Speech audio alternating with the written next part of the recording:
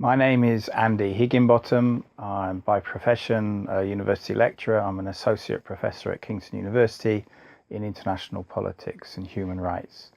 And by social commitment, I'm an international solidarity activist. So I'm very active in supporting the people and social movements in Colombia, in Latin America, in Southern Africa, and also the Tamils.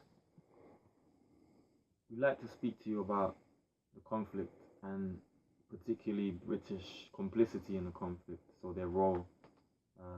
And could you start with the colonial period, so how Britain got involved in the first place? The peoples of Sri Lanka have suffered colonial rule for nearly 500 years. First of all, the Portuguese, and then the Dutch, and then the British, and by coincidence each of these empires lasted about 150 years. So the British were in direct control from the early 19th century till 1948. The thing about all of these empires were that they were using naval power to extract wealth from, in particular, Southern Asia and East Asia and bring it back to Europe. And that's certainly what the Portuguese and what the Dutch did. So their interest in Sri Lanka was very much from the outside in. They had control of the coastal areas, basically. Now, the British were also interested in the seaborne empire aspect of Sri Lanka. One only needs to look at a map to see how important it is for bringing in, importing from East Asia towards Europe. But for the British, there were a couple of extra dimensions. I mean, in particular, the British were concerned about Sri Lanka's role in relation to India. And so they were quite concerned to penetrate the island. They were concerned, thirdly, to set up profitable investments in the island as well. So in other words, the British control of the island was built around this naval aspect, but went much further. They wanted a unified state in which they differed from the other colonial powers, and they wanted a stable state, and they wanted a form of political life in Sri Lanka which allowed them to use it as a loyal base if they ever needed it for their control of India as well. So you have a series of aspects which privileged, in a way, Sri Lanka as geographically and politically within the British Empire. And all of this came to a head in the transition period when Sri Lanka became, in the first place, a semi-independent state. So the whole process of transition reflected this degree of privilege and priority which Sri Lanka had for the British. There was another particular aspect of it, which is the immediate period just before independence. We had the Second World War. And the British have a huge pattern of colonial possessions all the way around the world, which was clearly being challenged by the Japanese in East Asia. And the British lost Singapore to the Japanese, and they had an enormous concentration of intelligence officers, military power in Singapore, which retreated to Sri Lanka. So apparently something like 400 or 500 British intelligence operatives were based in Sri Lanka during the Second World War. The British also were very concerned to use Trincomalee, as had been Admiral Nelson in the period of the early 19th century. So Winston Churchill in the mid-20th century recognised the importance of Trincomalee for their fleet in Asia. So in other words, Sri Lanka was really like a springboard for relaunching the war and the whole theatre of war in South and East Asia back towards repelling Japan. So they'd lost Malaya, they'd lost Burma, and they were running operations from Sri Lanka, involving also training the Sri Lankan intelligence services, for example. All of these aspects have a lineage and a longevity to them which shaped the very formation of the Sri Lankan state when it came into being. The foundation of the state in Sri Lanka, or Ceylon as it became in 1948, was not the result of a national liberation struggle. It wasn't the result of an armed conflict. It wasn't the result even of a mass movement, certainly not of the Sinhalese, against a colonial occupying power.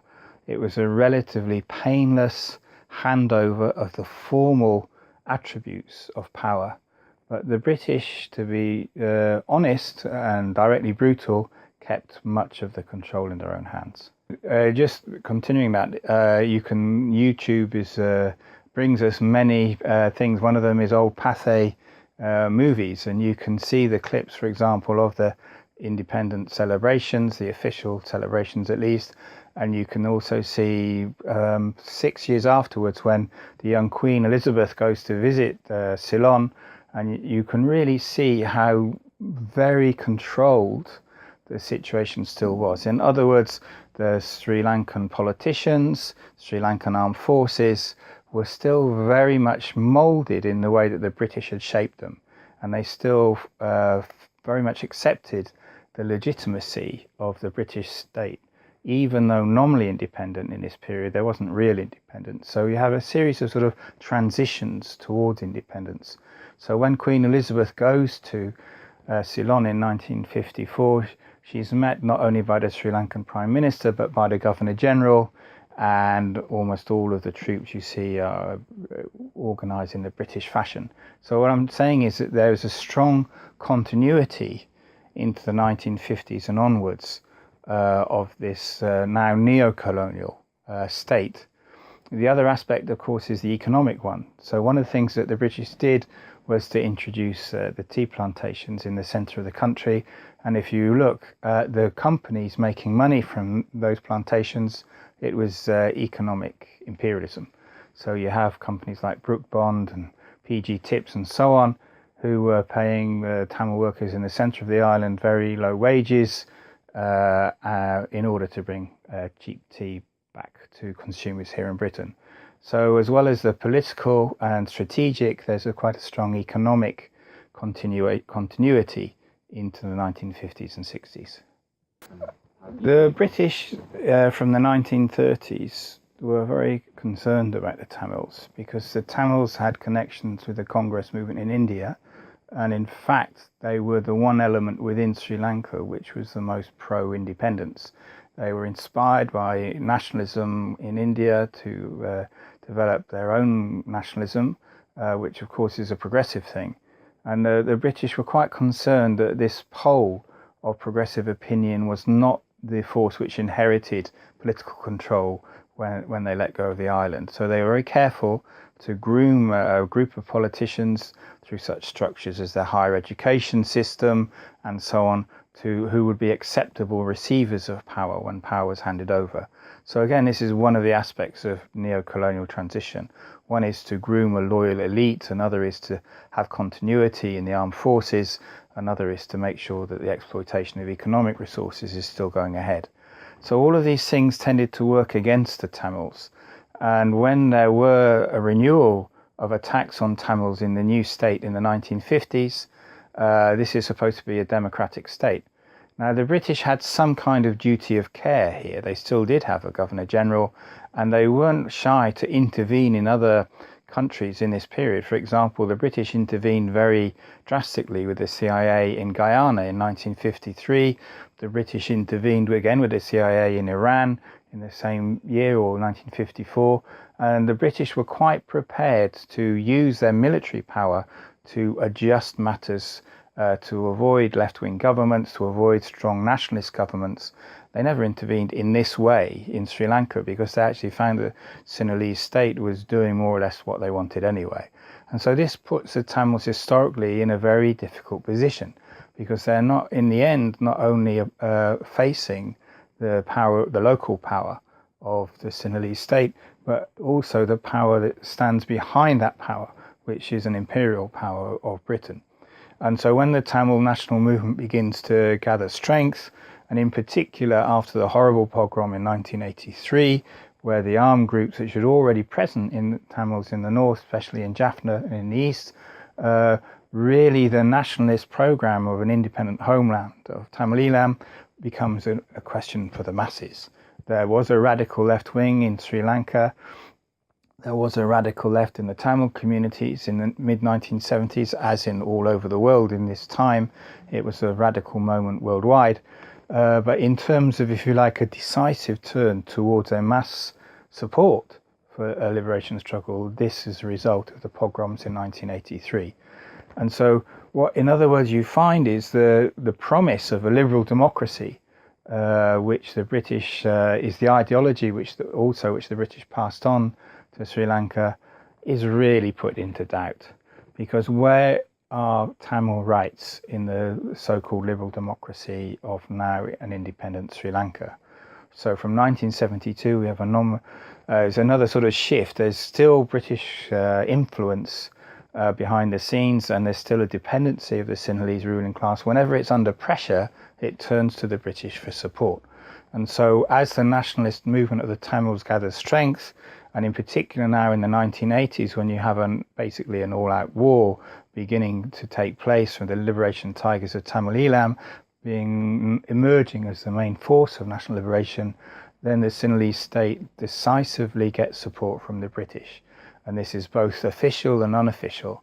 So in a very good pamphlet, Phil Miller's work, researching this period, you can see a series of initiatives by the British, including at one level training programs of the military, at another level unofficial operations by special forces. Remember also at this time in the mid-1980s, the British were involved more and more in a dirty war in Ireland. So they've accumulated experience from Aden to Malaya to East Africa and now to Ireland of fighting counterinsurgency wars. They have an awful lot of personnel, they have an awful lot of experience, they have an awful lot of ideas of how to conduct counterinsurgency. And all of these things are drawn on by the Sinhalese state. And so you have various operatives and techniques being deployed in sometimes official, but more often than not in an unofficial capacity, so that they have deniability. So what you have, for example, is keeny-meeny services being employed. Very often these are military personnel who are either rotating in their active service or just recently resigned from their active service in the British military, and they pass straight on into these mercenary operations, such as helicopter pilots, a famous case of helicopter pilot claiming at least 55 kills. And what you have, in other words, is the use of special operations in order to quash the national liberation struggle of the Tamils. So the British are deeply implicated in conducting the dirty war of the 1980s. What's really interesting from one point of view in terms of latter developments is in this period the British didn't ban the LTTE. In fact, the LTTE had been conducting a war for at least 20-25 years in order to obtain an independent homeland, and was generating a very deep, wide support base in the Tamil population in the north and east, and had clearly, by the end of the 1990s, established a de facto independent state with its own military power, with its own independent social and economic processes. And it was at this point that the Tamil Tigers were sufficiently powerful militarily that they were at the point of forcing the Sri Lankan state to the negotiating table. And this is really the sort of the next chapter in the story. And this chapter is, there's an old saying about perfidious Albion, how cunning and tricky the British are. So we're now moving into an endgame situation. And it's in this endgame, the possibility of peace talks, that the British once again, and this time much more also working in concert with the United States, intervene in the political process. So the Tamil Tigers are strong enough to call a ceasefire independently in 2001. They say, we offer the Sri Lankan government a mutual ceasefire to prepare the ground for talks, and they just lay that on the table. And it's at this point that the British intervene, and in Britain in the beginning of 2001, what you have is the LTTE are prescribed as an organisation. And there is absolutely no reason why it should have been done at this moment, except to put a huge obstacle in the possibility of peace talks opening. In other words, the British were in favour of a military solution to rather than a peaceful solution. They wanted to defeat the Tamil Tigers militarily rather than recognise the political legitimacy of the right of national self-determination for the Tamils. There was a convergence of factors in 2006 which led the decisive decision to restart the war. And this decision was made not by the Tigers and the Tamils, it was clearly made by the Sri Lankan state with the backing of the US and the UK. There's one further issue which is there sort of in the background beginning to emerge more, is that the Rajapaksa government has got more independence. I mean, the move away from almost a direct semi-colonial rule had gone quite some way by 2000. So Rajapaksa was in a position where he, like many other third world governments, was able to turn to the Chinese as well. He was also, potentially could cooperate with the Indians, although that's got its own problems. But what he could do is to turn to the Americans and the British and say, well, look, the Chinese are building this new port for me. They're giving me infrastructure support. What are you doing for me? And it slightly strengthened his hand in terms of negotiations with the British and the Americans. And so he would get, for example, arms from everywhere. He got arms from Czechoslovakia and so on and so forth. So at this point, there is no actor in the international community which is putting any kind of block or break on the Sinhalese state wanting to restart the war. All of the international opinion that he would have been receiving would be, in the context of the war against terror, go for it. So as soon as they were ready to go for it, they knew that there would be not serious opposition at an international level. They knew that they could work with a great deal of international impunity. In terms of the policy, especially of the British and to some degree the Americans as well, there's an inherent and necessary duplicity and deception in their policy, because it's quite clear that they were egging on the Sri Lankan state and equipping it and preparing it to relaunch a war against the Tamil people. When that war started to take place, I mean, all gloves really were off, and really right from 2007 on, it was quite clear how awful. It's hard to imagine in advance to contemplate just how awful it could be, but in retrospect, it's clear that they were already preparing for a huge genocidal assault, and that was a strategy. The only way to destroy the Tigers would be to destroy the Tamil people, and that's exactly what happened. And this was quite a well thought out, elaborate plan. It wasn't just an accident what happened in 2009. It was well laid out that this would be necessary to carry out, and that the government carrying out would be allowed to carry it out. So the British and the Americans had all the intelligence information, they had all the satellite information, they had their officers working with the United Nations. Everybody knew if ever there was a massacre foretold, this was it. Everybody knew that this is the direction things would go in and would take place unless there was a decisive intervention to stop it. And by this, I don't mean a decisive military intervention, but the decisive intervention would have been a clear signal from the West that if you proceed down this line, we will not support you and you will be treated for the criminals you are. Now, the Sri Lankan state never got that signal. It didn't get a green light, but it didn't get a red light either.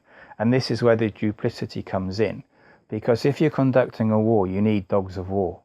And so Rajapaksa and his group were definitely the dogs of war.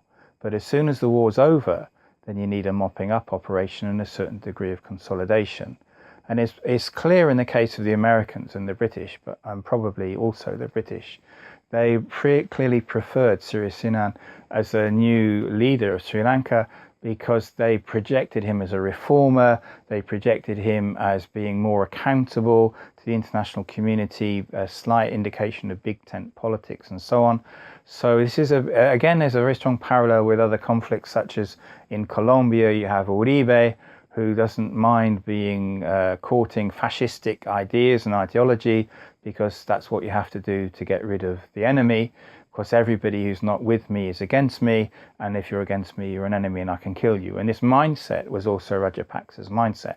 But once this act of war has been carried out, then you have to allow for a certain pullback and saying, okay, well, we will conduct our inquiries, we'll have a constitutional process, and we respect liberal democratic norms and so on. And this is exactly what the US get with Sirisena, and it's exactly what's happened in 2015 onwards. There's a certain consolidation. But again, it's a necessary lie, because actually the cover-up continues. there has been no real investigation from part of the Sri Lankan state of the genocidal acts of 2009. And actually, of course, what is continuing now is a genocidal process of occupation of the Tamil areas. And the genocidal occupation of Tamil areas is clearly being carried out with a green light from the Americans and the British. I mean, they are absolutely in favor of this, because what the trick that they need to pull is that they respect the right of Tamils' human rights, but they don't respect the collective right of an independent state. And so as long as the Tamils behave themselves, then they will be receive some degree of support from the British establishment. And this is what you see when David Cameron goes to Jaffna. This is sort of like the beneficent ruler once again, right? We would like Sri Lanka to be a full member of the Commonwealth, hence we have the Commonwealth Heads of Government meeting there. But he has to sort of show some liberal concern for the human rights of Tamils. But all the time, this is really important for the diaspora, one has to realize that it's not just what's on the surface, but what's really going on underneath. And British liberal democracy is a lie. If you're an oppressed people fighting for your freedom, then you are defined as being a terrorist. And this has been shown in the case of the Irish, it's been shown in the case of the Tamils. But these two cases are very extreme and prominent. But to be honest, it's been shown time and time again across Asia and Africa. I mean, this is the British way of doing things, right? In the open, it's liberal democracy. Underneath the table, it's torture and it's counterinsurgency. The final thing that I would like to say is there are many peoples in the world who have suffered from colonialism and imperialism. And so I think that in terms of strategy for the Tamil people and their friends and allies looking for a way out from the crisis we now face, it's hugely important not only to focus on the institutions of power, such as the United Nations and the British state. At the same time, all is not lost. In terms of a strategy of building an international alliance of oppressed peoples, I think the best thing that we can do is to find connections with social movements and national liberation movements in Latin America, in Africa, and the rest of Asia, the tricontinental solidarity of the global south. The Tamils have a strong, particular, intense suffering, which is the denial of their own situation and their own right to self-determination. And I don't take away from that at all, but I also want to say that there are many other oppressed peoples in the world who have had similar experiences at the hands of colonialism and imperialism. And it's my absolute belief that it's through building an alliance of the oppressed peoples that we'll be able to find a way of resolving this problem in favour of the oppressed.